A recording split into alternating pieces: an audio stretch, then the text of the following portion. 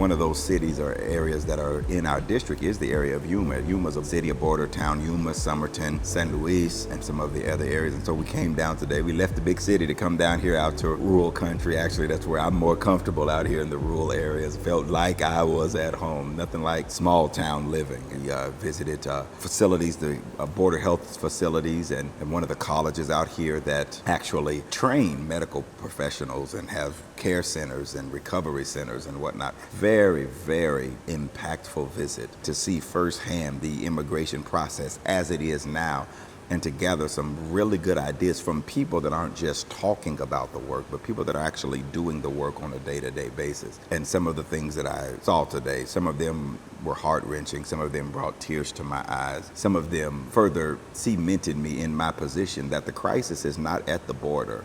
The crisis is in Washington, D.C., amongst politicians who refuse to work together to come up with comprehensive immigration reform.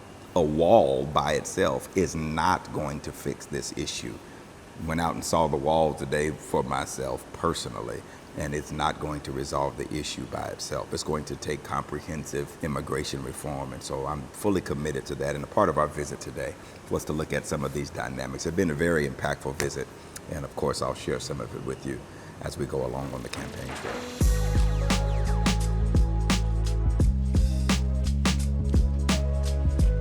Border issues have always been a great area of concern for all of us that live in those rural and border areas. The connection, it's very reminiscent of growing up as a child to see, migrant workers, hardworking folks, good folks that have migrated here to the United States in search of a better life. It's always very sobering when you get to see it firsthand, when you get to look past all of the rhetoric and bombast and bluster and actually go down and talk to the people who are really on the front lines doing the work, not those that are in Washington making all of the noise about something that they've had decades to do something about and failed to do so. And so it's really reminiscent of childhood, having grown up in a rural area like this. It also shines a very important light on the challenges that we face in securing the border and implementing some comprehensive immigration reform. And I think it's necessary now more than ever.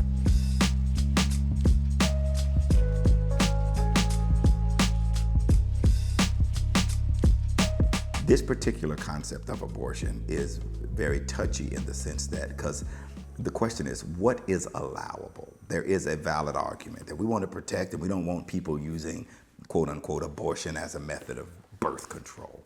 But if you go look at the data and the statistics in this country, abortion is really not being largely used for birth control. Most of the cases of abortion in this country are centered around some type of medical issue of some kind, either the health of the birth of the child, health of the mother, there's ectopic pregnancies, there's tubal pregnancies. The border needs to be secure. I want to be clear about that. The border needs to be secure, period, point blank. This is not something that should be done by this president, by the previous president, or by the 15 before him that haven't done anything about it.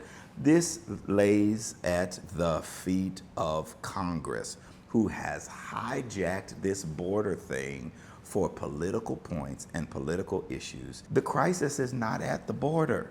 The crisis is in Washington, D.C. It's folks that won't do what's necessary to support border communities' comprehensive immigration reform, which includes securing the border. These things aren't at odds with each other. You can secure the border and still have comprehensive immigration reform. I was down there earlier today.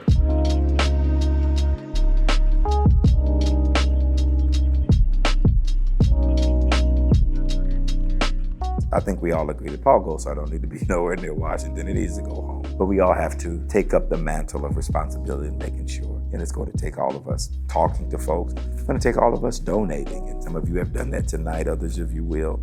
Thank you. It's not every dollar, count. The Democratic Party ain't coming to rescue us.